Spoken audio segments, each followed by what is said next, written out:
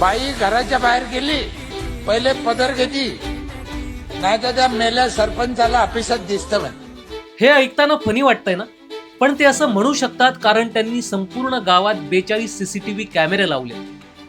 बाहेर काय इथे थुकू नका, इथं लघवी करू नका. आमच्या इथं तसं नाही, इथं लघवी करा, इथं थुका असं लिहिलेलं आहे.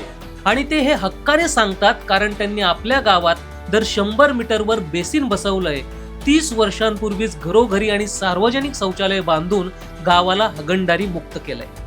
हे व्यक्तिमत्व साधं दिसत असलं तरी हे आहेत संभाजीनगर जिल्ह्यातील पाटोदा गावाला 2 वेळा राष्ट्रपती पुरस्कार मिळवून देणारे सरपंच भास्करराव पेरे पाटील. 25 वर्ष सरपंच राहिलेल्या पेरे पाटलांनी आपल्या गावाला सुजलाम सुफलाम केलं. आज ते फक्त आपल्या कामाच्या जोरावर ट्रेंडिंग मध्ये आहेत. सांगायचं एवढंच आहे की आपला विकास हाच आमचा ध्यास असं बोलून फक्त निवडणूक जिंकता येते, पण खरोखर लोकांचं मन जिंकायचं असेल तर भास्करराव पेरे पाटील बनावं लागतं. अशाच प्रेरणादायी व्हिडिओसाठी फॉलो करा जबरी खबरी.